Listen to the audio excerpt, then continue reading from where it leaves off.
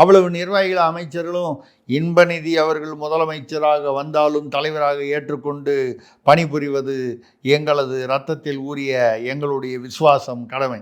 அப்போ அவனை வந்து அது கிளப்பி கொண்டு அதை அவரை கொண்டு ரெட் ஜெயிண்டில் போட்டு அதுக்கப்புறம் இளைஞர் அணியில் அடுத்தது கொண்டு வருவாங்க. அதுக்கப்புறம் அவர் எம்எல்ஏ, அதுக்கப்புறம் அமைச்சர். 20 ஆண்டு சிந்திக்கிறாங்க பாருங்க. இந்த மாதிரி எந்த கட்சியுமே சிந்திக்கல. கட்சியே நிலையா நிக்க மாட்டேங்குது. இப்போ எம்ஜிஆருக்கு அப்புறம் ஜெயலலிதா வருவாங்கன்னு யாரும் எதிர்பார்க்கல. ஜானகி ராமச்சந்திரன் வந்தாங்க, ஜெயலலிதா வந்தாங்க. அப்புறம் ஜெயலலிதாவுக்கு அப்புறம் அது திடீர்னு ஏதோ ஒரு சூழ்நிலையில இறந்துட்டாங்க. சசிகலான்னு ஒரு இருக்கும்போது சசிகலா வரல, எடப்பாடி வந்தார். எடப்பாடி எதிர்பாராமல் வந்தார்.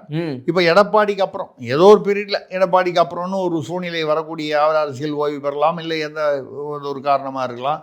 அப்போ எடப்பாடிக்கு அப்புறம்னா யாரு அப்படி ஒன்றும் யாரும் சிந்தனையே பண்ணதில்லை. ஆனால் ஒரே ஒரு கட்சி மட்டும்